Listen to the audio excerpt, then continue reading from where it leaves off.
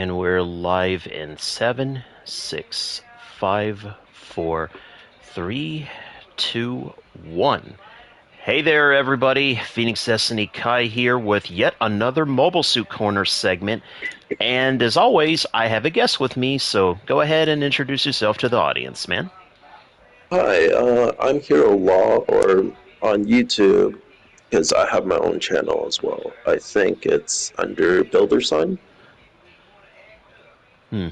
and I do mostly build videos over there. So yeah, nice to meet you all. And nice to have you in here in the stream for today's Mobile Suit Corner, Law. That said, you can already see what topic we have today, audience, so let's waste no time and get right to the action.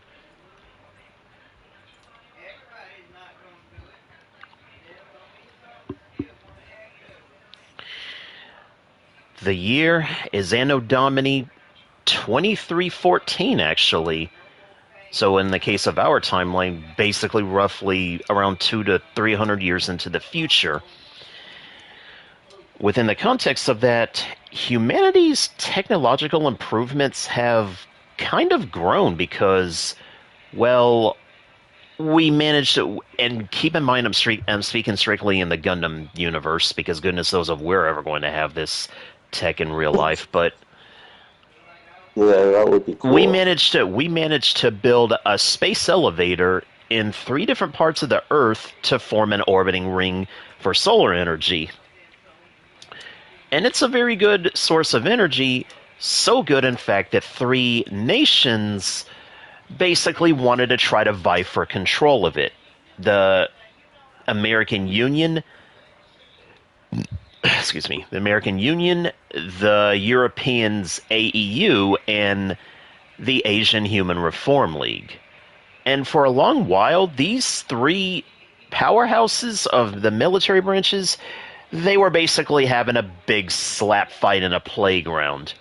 Yes, I'm comparing it to that because if anybody watches Double O, they will understand why these 3 and why the plot of Double O is actually a bit interesting. And it just so happens that on one fateful day, the AEU is doing testing of a brand new mobile suit called the Enact, which is just basically a copy of the American Union's flag. But things are about to change in the world because during that same testing segment, a mysterious mobile suit flies in from the heavens on a mysterious light. And that's when the story begun, with the very first and pretty much soon to be numerous armed interventions caused by one group known as Celestial Being. And make no mistake, Celestial Being was no slouch with their technology because they had 4 mobile suits, codenamed Gundam, and each one had a different type of ability, kind of like a different speciality like what you would expect from suits from Gundam Wing.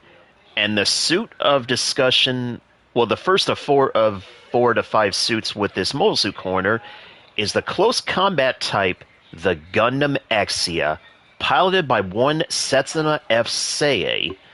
Law, what can you tell us about the pilot in the suit? He, I think at the beginning of the series he's 14 or 15. I don't remember. Um, but yeah, he's probably one of the younger pilots in the entire Gundam franchise. I could be wrong, so don't quote me on that. No, I don't think you're necessarily wrong. Like, I think he was actually a teenager at the start of the series. Yeah, he was. Heck, Victory Gundam, I think, has the youngest protagonist because Uso was basically only like 13 years old. But that's Was a 12. discussion. Oh, he was. Oh, wow, that makes it even more egregious. But that's a discussion Yeah. for another Mobile Suit Corner for another day. For now, the star is Exia. And the thing of it is, about this mobile suit, every mobile suit within Celestial Being had a different type of ability. Exia here was a close combat specialist, as is reflected in his weapons, as you can see here. The thing is, this suit even has a bit of a unique moniker known as the Seven Swords, because, well, he has two beam sabers, two beam daggers, and two physical blades, the long and the short blade, along with one of my personal favorite melee weapons across any of the Gundam universes, the GN sword. A sword that is powerful enough to cut through, well, a defense that one of the other mobile suits of Celestial Being has. The idea was, should any of the Celestial Being Gundams somehow get captured or, worse, reproduced by the enemy, they needed a way to cut through those thick shields that would become known as GN fields. And Setsuna's weapon with the Exia, the GN sword, has the ability to cut through, well, basically any type of defense, beam, or physical. So it's a bit of a special weapon in that regard, and this is even reflected in some of the G generation games that it's in, because the GN sword is usually registered as a special weapon. Oh, it is? Okay. Yeah, it's a bit hard to block, so it's definitely a formidable suit in those games. But as far as further lore about this suit, well, you would think, okay, being a close combat suit, what's so different about this from other suits like the Gundam Epion, the Goof Custom, or even, well, the Sword Strike? The thing that makes this difference is, first off, well, the technology that's used to power the Celestial Being Gundams. Because most Gundams, with the exception of some seed suits, they have a finite energy supply.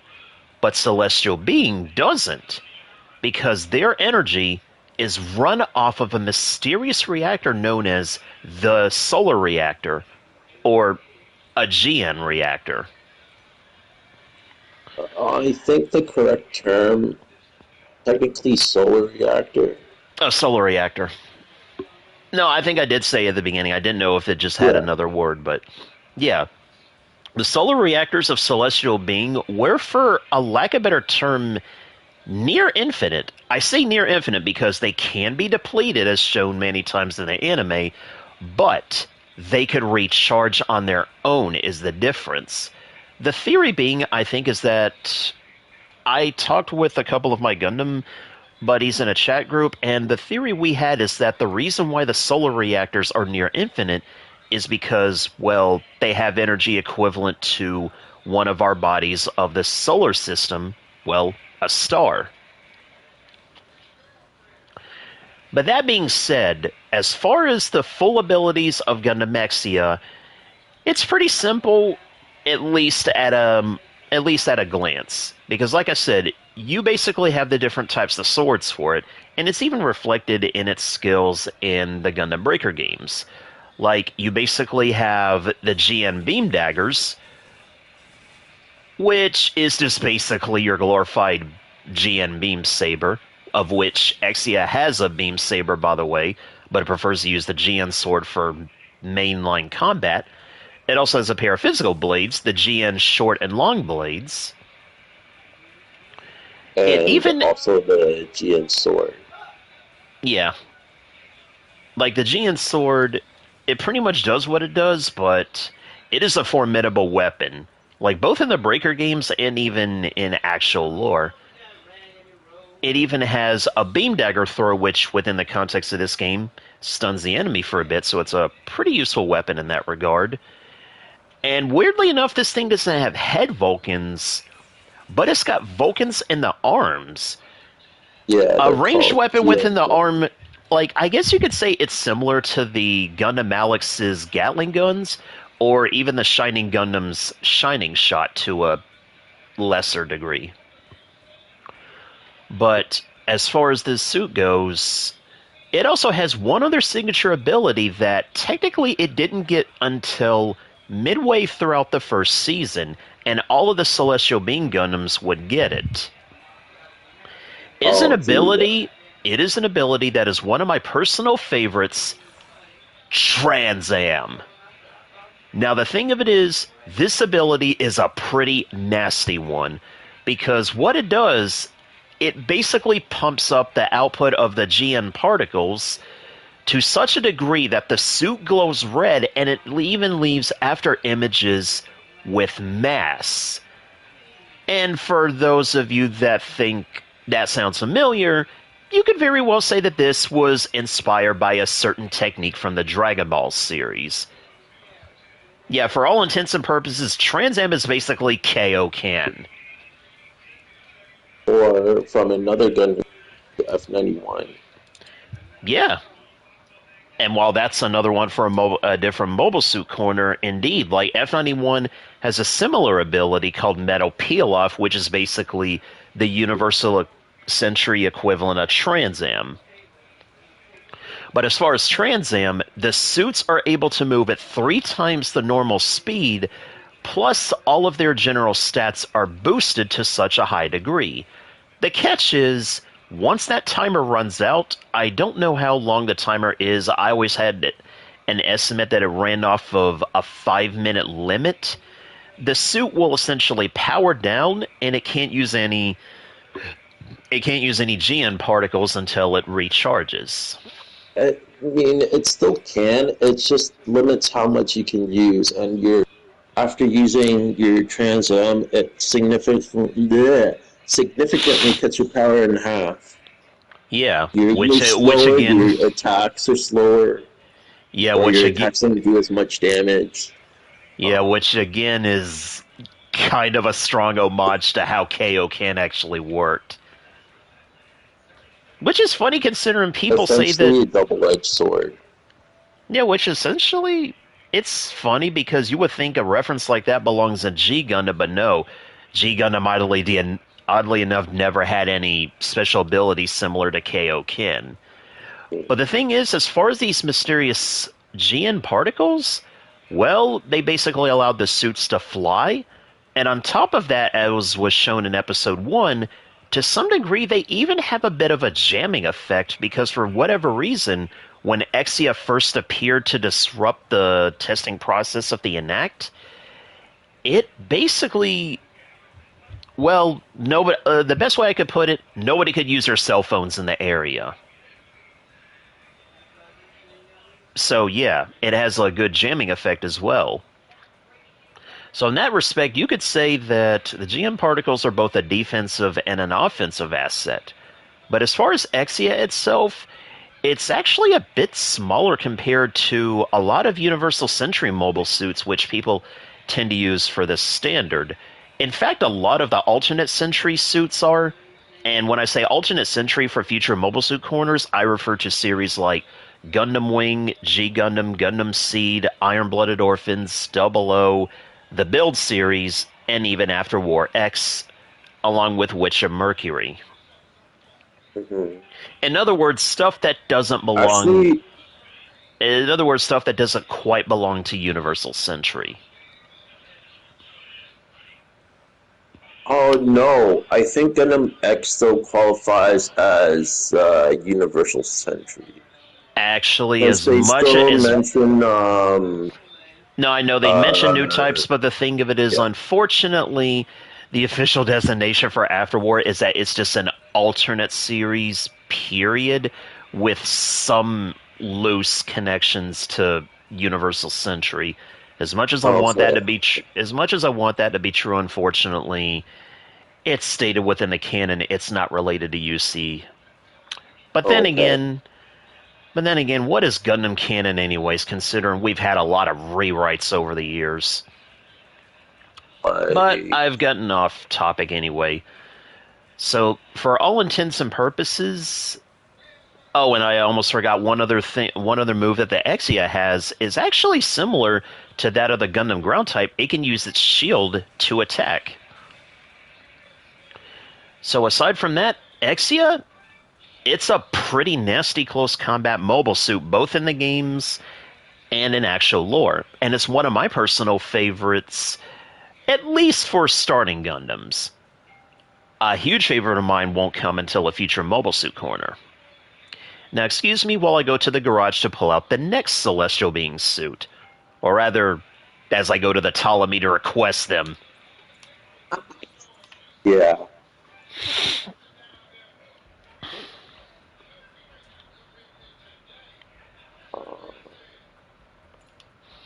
I'm guessing it would be Dynamis, since that is the canonical suit that appears next.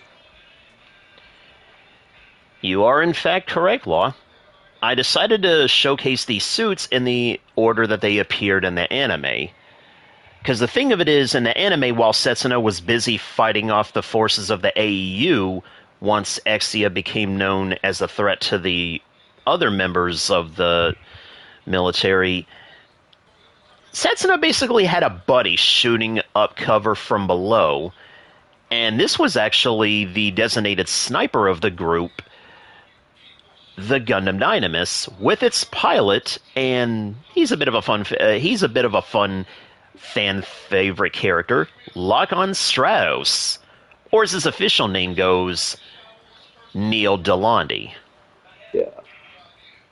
Now, as far as the Dynamis goes, well, like I said, it is a sniper suit, so that being said, it comes with a signature sniper rifle, which, as a fun fact, it's loosely modeled after the Barrett 50 cal, just a beam-based version.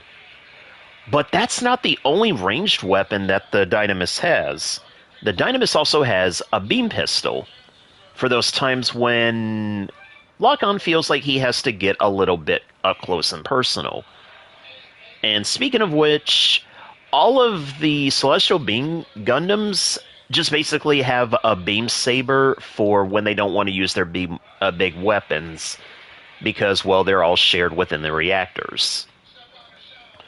As far as the Dynamis goes, he can also use a saber throw, and he also has like a beam saber for an optional attack. But on top of that, the unique weapons he has is he can actually shoot off some GN missiles, which they're missiles, only GN based. He also has the beam pistols that he can use for a basic barrage attack, or he can kind of do like a little cartwheel maneuver, which is actually pretty good for evasion too, if you know how to use it correctly. And much like Exia, Dynamis can also transam. Although in Lock-on's case, he uses this more as an enhancement to power his GN sniper rifle.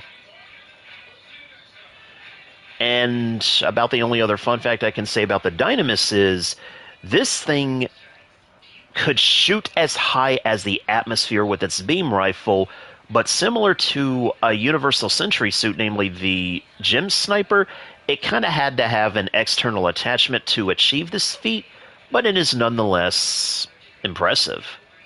I think it has an alternate sniper rifle that it uses. I don't remember now, since it's been years since I've last watched it. Actually, no. The Dynamis just has the Beam Barrett, as I'm just going to call it.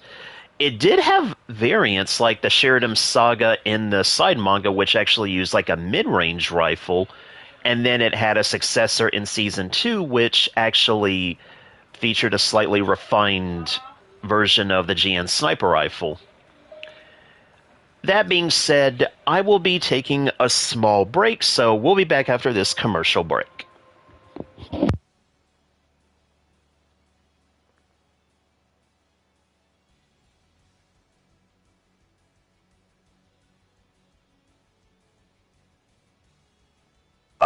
He's streaming live, streaming on double O. He's streaming on YouTube.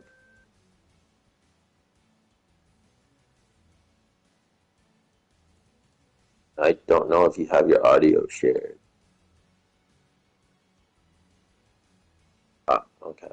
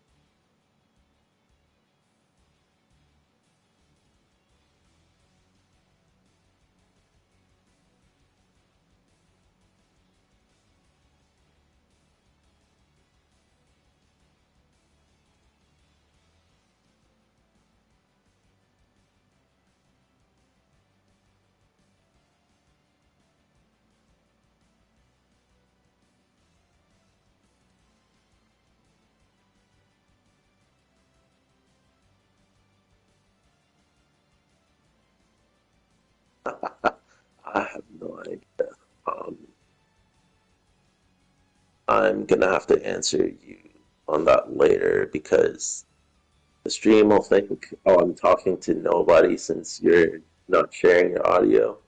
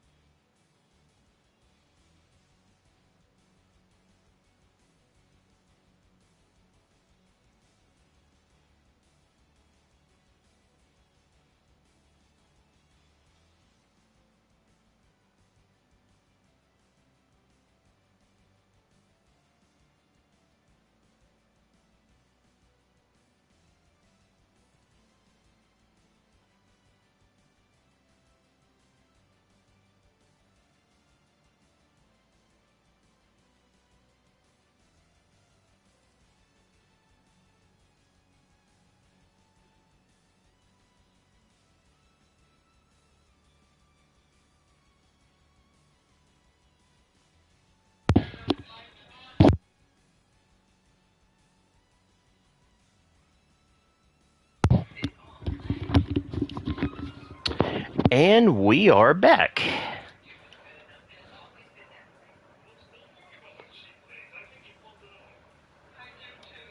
Let's see. Builder, are you still there?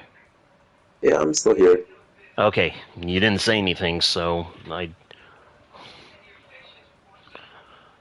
see. Waiting for you to come back. Oh, actually, we got. Hey, Archer, are you also there?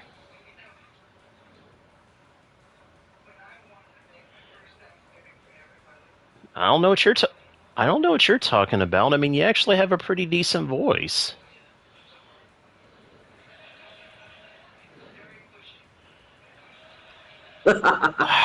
For okay, very well. Sorry, sorry about that. Sorry about that, folks. But I had another guest with me, but it seems he's going to be preoccupied, so he will not be joining us for this Mobile Suit Corner.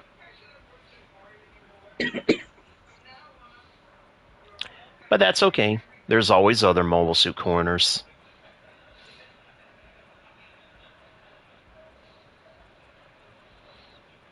Anyway, let's move on to the third of the Celestial Being Gundams, the Gundam the Gundam Kyrios.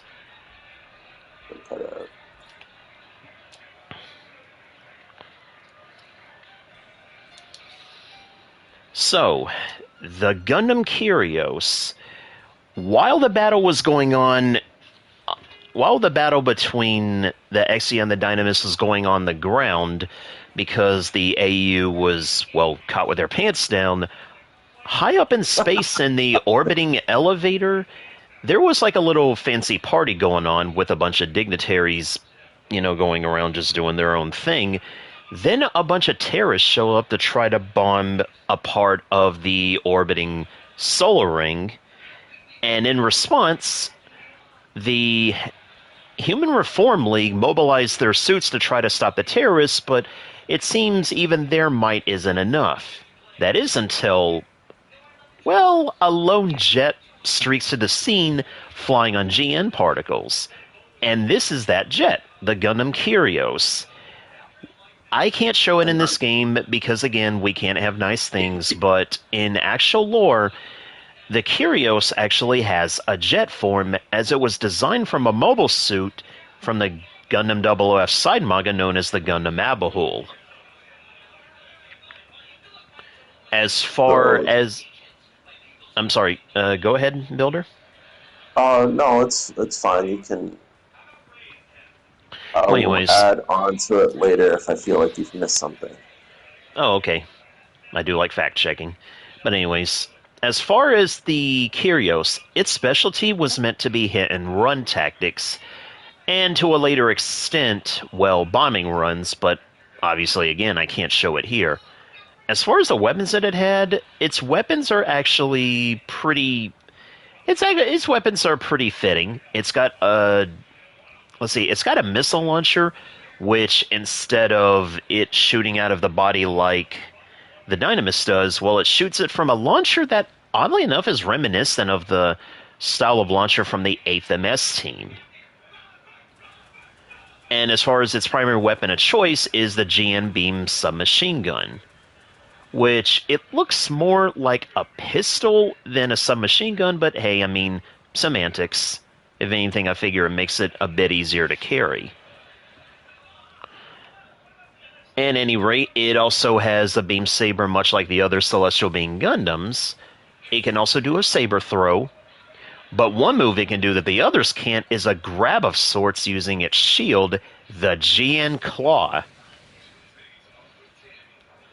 And as far as the pilot of this thing, it is a young man that goes by the name of Alleluia Haptism. The thing is, Alleluia isn't your typical soldier. Like, Setsuna Fsei was brought up as a child soldier from the Republic of Crugis, and Neo was, well... I actually don't know that much about his backstory. Like, anything you can share, Law? Basically, he got affected by Setsuna's guerrilla warfare. It covers it a little bit in the anime, That's right. and It was actually a yeah, group that Setsuno was in, and it was led by a man known as Ali Al Sanchez. Basically, it was a group of PMCs, and they kind of led an attack in an area that left Talokan losing members of his family, except his brother, who actually joined Celestial Being at the start of season 2. But that's another Mobile Suit Corner for a different day. As far as Alleluia goes, for a lack of a better term, because I mentioned in one video, or I was probably going to mention at one point, a lot of Gundam series has staples. Like, we usually have a Gundam, we usually have like a Zaku or a Gem type grunt suit, we usually have a Char clone, and ever since Zeta Gundam, we've also had that one character that kind of is classified as, well, unstable medically. And in Alu's case, well, he was created to be a super soldier. The only problem is when he comes in contact with a certain character from Double O, at least initially, he kind of had a rather nasty headache due to something called quantum brainwaves. And when this would happen, his other side would come out, as punctuated by the fact that his hair would literally just flip sides in the anime, and it would also be signified by another eye color, and that personality's name was Hallelujah Haptism. More basically a vicious. split personality. Basically, he's more vicious than Alleluia is, and he will stop at nothing until his enemy is destroyed. This was even shown when the Kyrios was captured. It was actually damaged somewhat, and Hallelujah managed to put up a fight against the Human Reform League that is honestly very awe-inspiring to watch. Because he did all of that in a damaged Gundam. And of course, like the others, Kyrios has the ability to go Transam. With the case of Kyrios, though, I think what Transam was used for was really just as an even bigger enhancement to his mobility since, well, it was already a jet and it could move fast. Yeah, Not, it's essentially just the extra boost to his.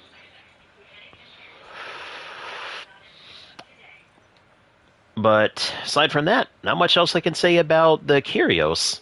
Let's move on to the final Celestial Being Gundam. Or rather, I should say, one part of the final Celestial Being Gundam.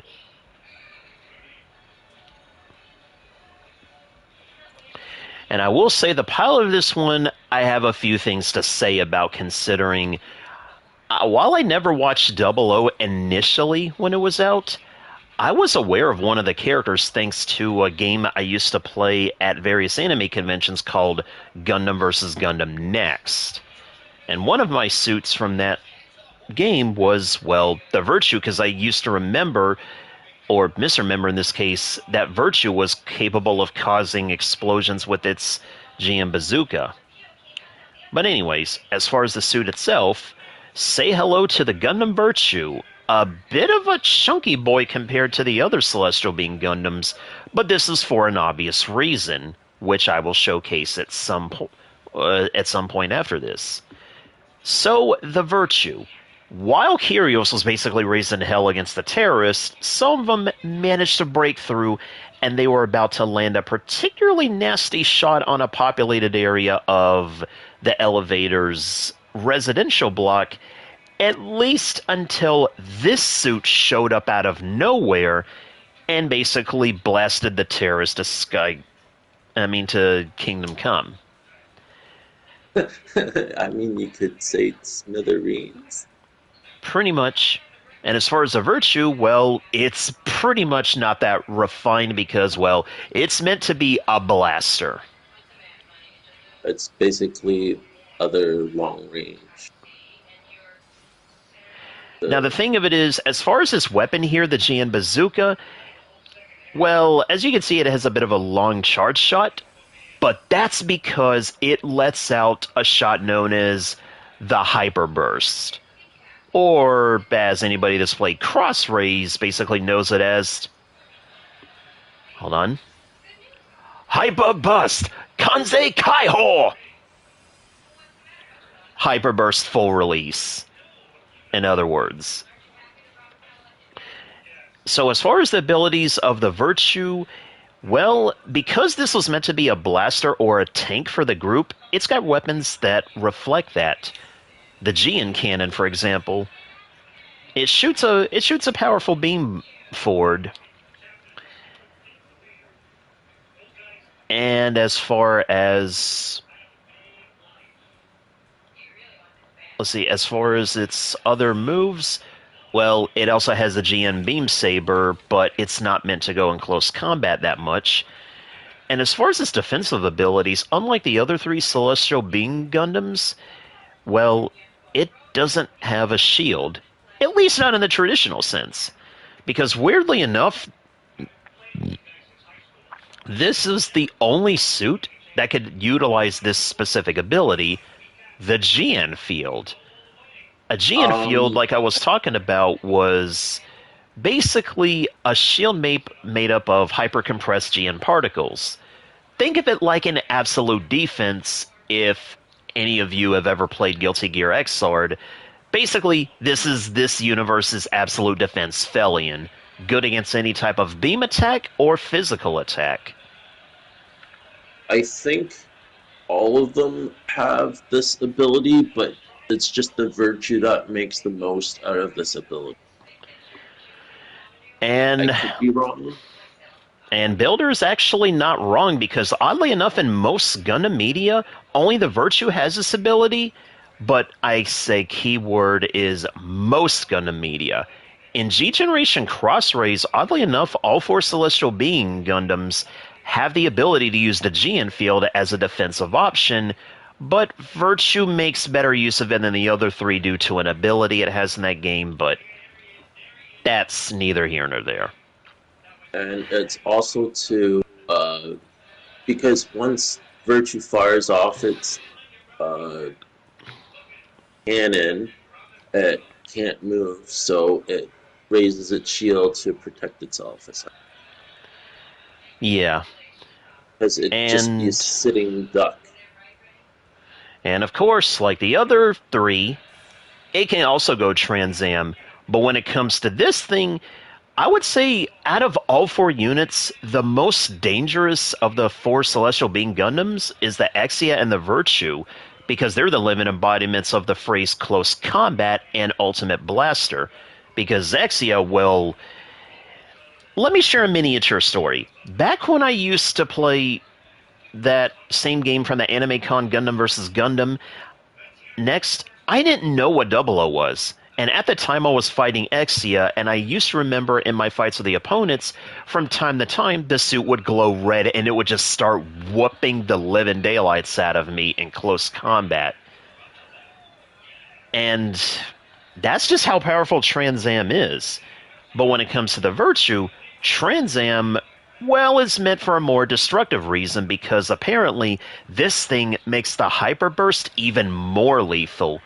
Which I can't show in this game, obviously, because for some reason, oddly enough, when you're in a transformation, you can't use charge attacks. But... That's a new one, because I guess I've never tried. For all intents and purposes, you'll just have to take my word for it.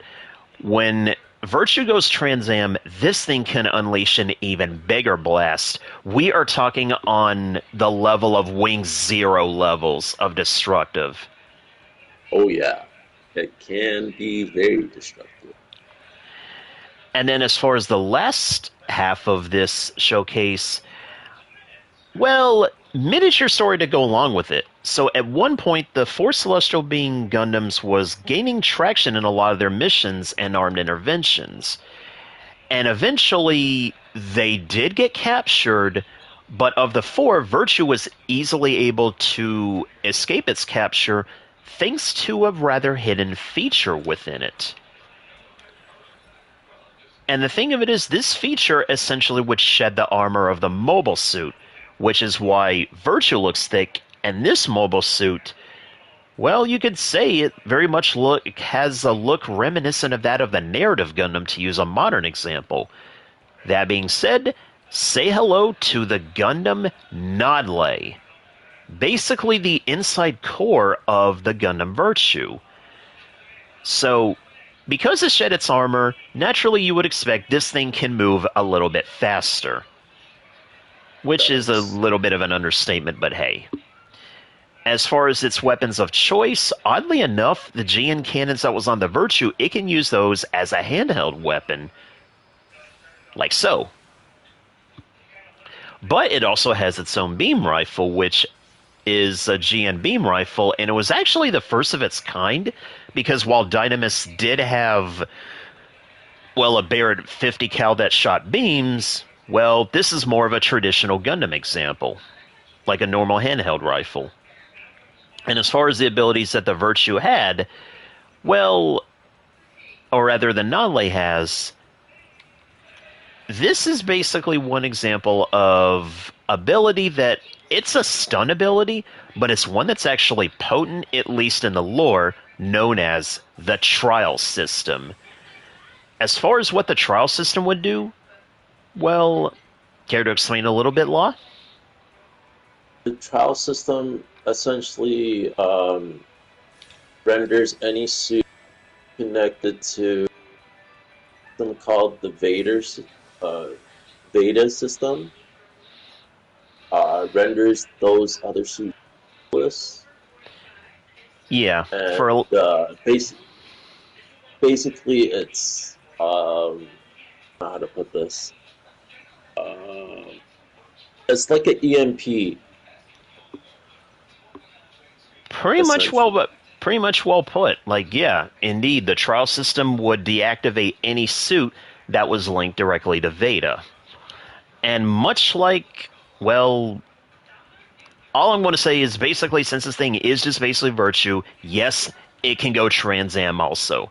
But to my recollection, it never did this in the anime. And oddly enough, it doesn't even Yeah, have it the did. ability to use the Trans Am attack in Cross Rays. So that's another interesting feature. The one thing I will say about this suit, however, is as far as its appearance goes, the red strands that you see on it, or I guess you could say its hair, that is technically called its code, or I guess it's supposed to be its what is the name of the It builder part in this basically game? tethers onto the virtue armor. Yeah, it's the connector cables, in other words.